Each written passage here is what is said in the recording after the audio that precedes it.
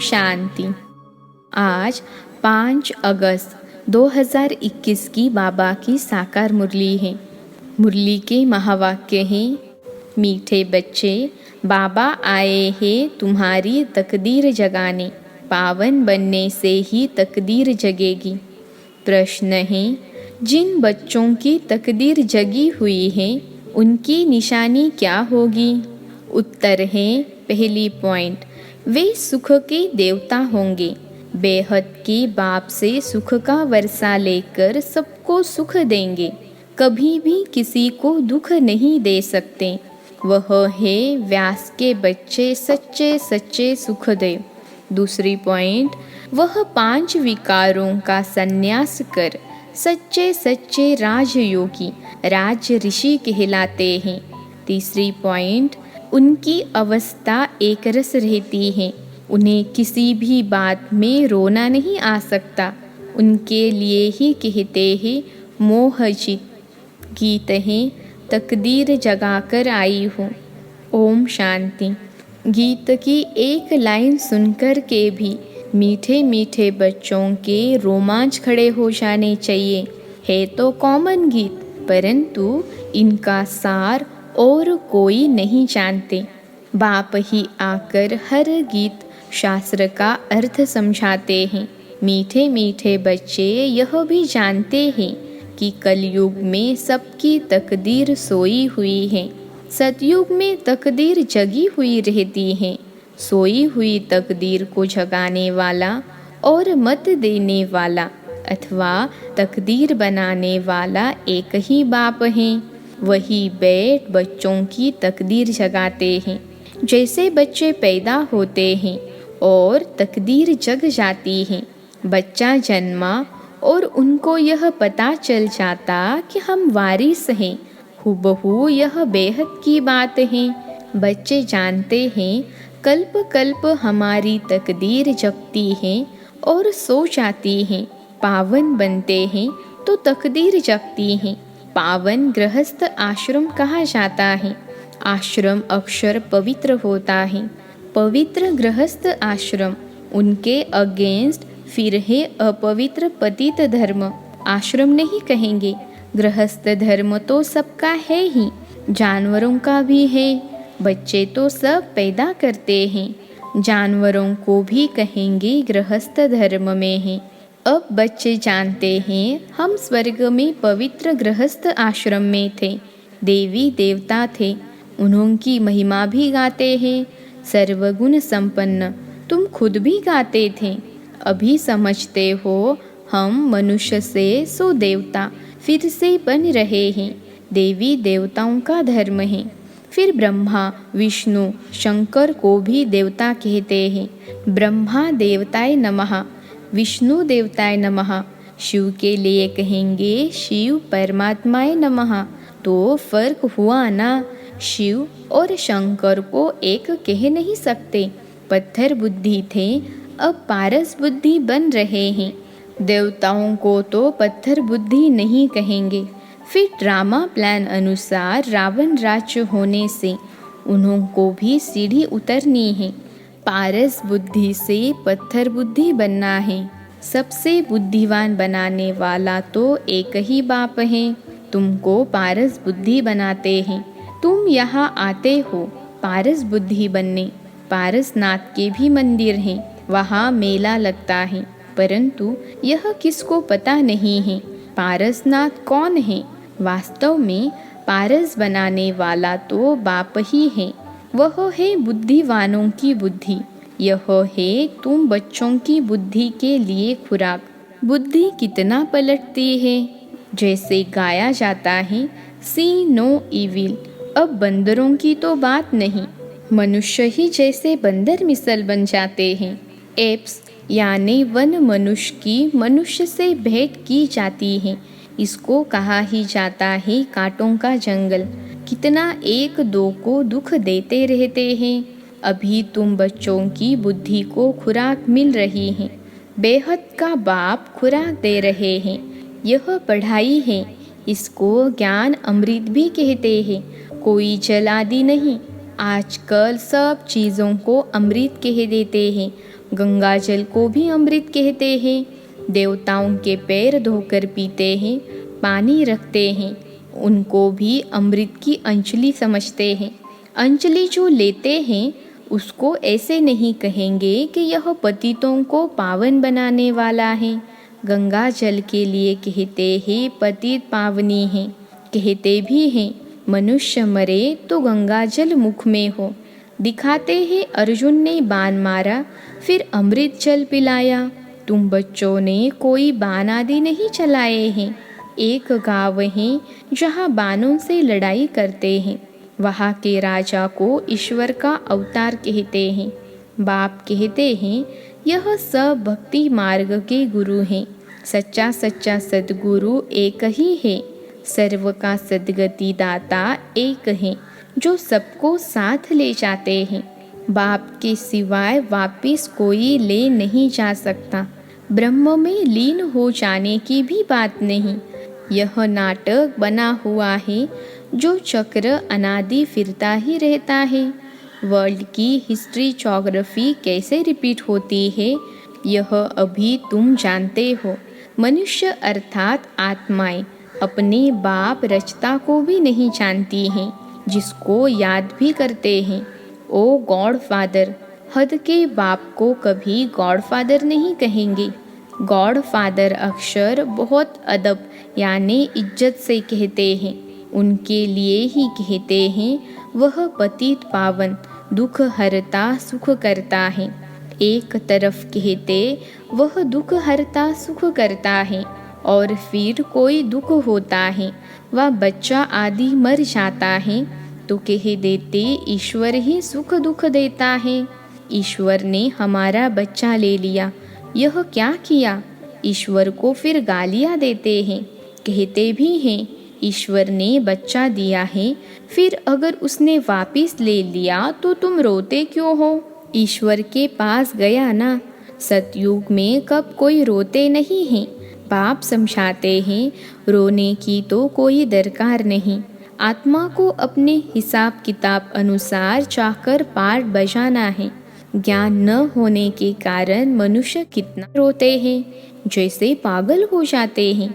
यहाँ तो बाप समझाते हैं अम्मा मरे तो भी हलवा खाना, बाप मरे तो भी हलवा खाना, नष्टो मोहा होना है। हमारा तो एक ही बेहद का बाप है, दूसरा न कोई। ऐसी अवस्था बच्चों की होनी चाहिए। मोहजित राजा की कथा भी सुनी है ना। सतयुग में कभी दुख की बात नहीं होती, न कभी अकाले मृत्यु होती है। बच्चे जानते हैं हम काल पर जीत पाते हैं। बाप को महाकाल भी कहते हैं, कालों का काल। तुमको काल पर जीत पानी है, अर्थात काल कब खाता नहीं। काल न आत्मा को न शरीर को खा सकता। आत्मा एक शरीर छोड़ दूसरा लेती है, उसको कहते हैं काल खा गया। बाकी काल कोई चीज़ नहीं है। मनुष्य महिमा गाते रहते हैं, समझते कुछ नहीं। अच्युतम केशवम, बाप कहते हैं यह 5 विकार तुम्हारी बुद्धि को कितना खराब कर देते हैं। इस समय कोई भी बाप को नहीं जानते हैं, इसलिए इनको आर्फन की दुनिया कहा जाता है। कितना आपस में लड़ते झगड़ते रहते हैं। यह सारी दुनिया बाबा का घर है ना। बाप सारी दुनिया के बच्चों को पतित से पावन बनाने आते हैं। आधा कल्प बरोबर पावन दुनिया थी ना। गाते भी हैं राम राजा राम प्रजा, वहाँ फिर अधर्म की बात हो कैसे सकती। कहते भी हैं वहाँ शेर बकरी इकट्ठे जल पीते हैं, फिर वहाँ रावण आदि कहाँ से आए, समझते नहीं। बाहर वाले तो ऐसी बातें सुनकर हंसते हैं, बाप आकर ज्ञान देते हैं। यह पतित दुनिया है ना। अब प्रेरणा से पतितों को पावन बनाएंगे क्या? बुलाते हैं पतित पावन आओ, तो ज़रूर भारत में ही आया था। अब भी कहते हैं मैं ज्ञान का सागर आया हूँ, तुम्हें आप समान मास्टर ज्ञान सागर बनाने। बाप को ही सच्चा सच्चा व्यास कहेंगे, तो यह व्यास देव और तुम उनके बच्चे सुखदेव। अभी सुख के देवता बनते हो, सुख का वर्षा ले रहे हो व्यास शिवाचार्य से। व्यास के बच्चे तुम हो, परंतु मनुष्य मूंझ न जाए इसलिए कहा जाता है शिव के बच्चे। उनका असुल नाम है शिव। आत्मा को जाना चाहता है, परमात्मा को भी जाना चाहता है। वही आकर पतित से पावन बनने का रास्ता बताते हैं। कहते हैं मैं तुम आत्माओं का बाप हो, कहते हैं अंगुष्ठे मिसल हैं। इतना बड़ा तो यहाँ ठहर भी न सके, वह तो बहुत सूक्ष्म है। डॉक्टर लोग भी माथा मारते हैं आत्मा को देखने के लिए, परंतु देख नहीं सकते। आत्मा को रियलाइज किया जाता है। बाप पूछते हैं अब तुमने आत्मा को रियलाइज किया? इतनी छोटी सी आत्मा में अविनाशी पाठ नोंदा हुआ है, जैसे एक रिकॉर्ड है। पहले तुम देह अभिमानी थे, अभी देही अभिमानी बने हो।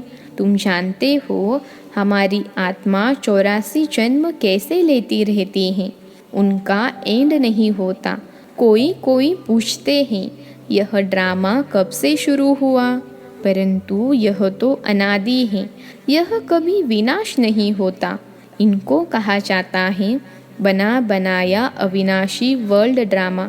वर्ल्ड को भी तुम जानते हो, जैसे अनपढ़ बच्चों को पढ़ाई दी जाती है, ऐसे बाप तुम बच्चों को पढ़ा रहे हैं। आत्मा ही शरीर द्वारा पढ़ती है। यह है पत्थर बुद्धि के लिए फूड, बुद्धि को समझ मिलती है। तुम बच्चों के लिए ही बाबा ने चित्र बनवाए हैं, बहुत सहज हैं। त्रिमूर्ति ब्रह्मा, विष्णु, शंकर। अब ब्रह्मा को त्रिमूर्ति क्यों कहते हैं? देव, देव, महादेव एक दो के ऊपर रखते हैं, अर्थ कुछ भी नहीं जानते। अब ब्रह्मा कैसे हो सकता? जबकि ब्रह्मा को प्रजापिता कहा जाता है, तो सूक्ष्म वतन में वह देवता कैसे हो सकता? प्रजापिता ब्रह्मा तो यहाँ होना चाहिए। यह बातें कोई भी शास्त्र में है नहीं। बाप कहते हैं मैं इस शरीर में प्रवेश कर इन द्वारा तुमको समझाता हूँ, इनको अपना रथ बनाता हूँ। इनके बहुत जन्मों के अंत में मैं आता हूँ। यह भी 5 विकारों का संन्यास करते हैं। संन्यास करने वाले को योगी, ऋषि कहा जाता है। अभी तुम राज ऋषि हो, तुम प्रतिज्ञा करते हो। वह सन्यासी लोग तो घर बार छोड़ चले जाते हैं। यहाँ तो स्त्री पुरुष इकट्ठे रहते हैं, कहते हैं हम विकार में कभी नहीं जाएंगे। मूल बात है ही विकार की। तुम जानते हो शिव बाबा रचयिता है, वह नई रचना रचते हैं। वह बीज रूप सत्यचित आनंद का सागर, ज्ञान का सागर है। स्थापना, पालना, विनाश कैसे करते हैं, यह बाप ही जानते हैं। इन बातों को मनुष्य तो जानते नहीं। तुम बच्चे अभी इन सब बातों को जानते हो, इसलिए सबको समझा सकते हो। अच्छा, मीठे मीठे सिखिलते बच्चों प्रति माता पिता बाप दादा का याद प्यार और गुड मॉर्निंग। रूहानी बाप की रूहानी बच्चों को नमस्ते। हम रूहानी बच्चों की रूहानी माता पिता बाप दादा को याद प्यार, गुड मॉर्निंग और नमस्ते बाबा नमस्ते। धारणा के लिए मुख्य सार। पहली पॉइंट है हर एक आत्मा का हिसाब किताब अपना अपना है, इसलिए कोई शरीर छोड़ते हैं तो रोना नहीं है, पूरा नष्टो मोहा बनना है। बुद्धि में रहे हमारा तो एक बेहद का बाप, दूसरा न कोई। दूसरी पॉइंट है 5 विकार जो बुद्धि को खराब करते हैं, उनका त्याग करना है। सुख का देवतापन सबको सुख देना है, किसी को दुख नहीं देना है। आज का वरदान है रहम की दृष्टि द्वारा घृणा दृष्टि को समाप्त करने वाले नॉलेजफुल भव। रहम की दृष्टि द्वारा घृणा दृष्टि को समाप्त करने वाले नॉलेजफुल भव।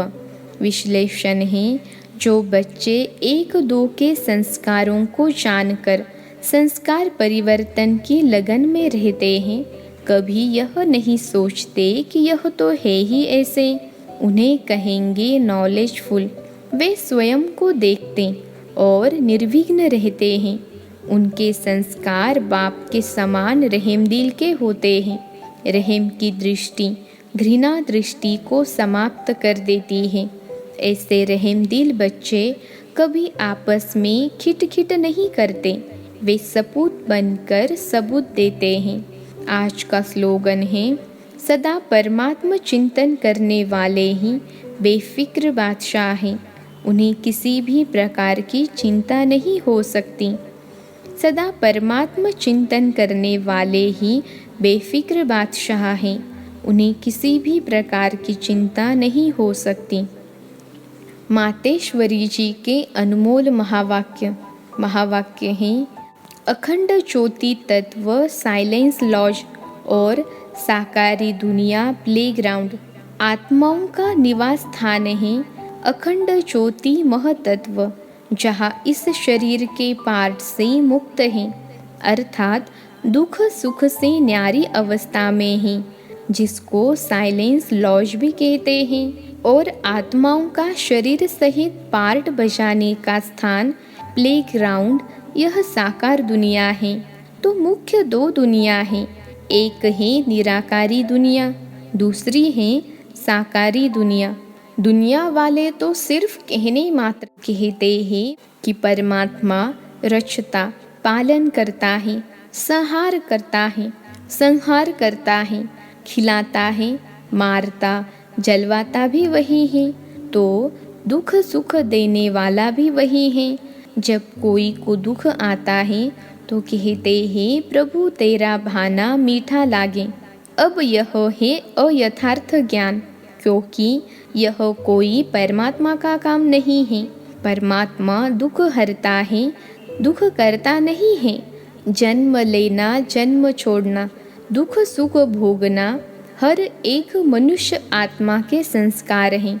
शारीरिक जन्म देने वाला माता पिता है, जो भी कर्म बंधन अनुसार बाप बेटे के संबंध में आता है। इसी रीति आत्माओं का पिता फिर परमात्मा बाप है।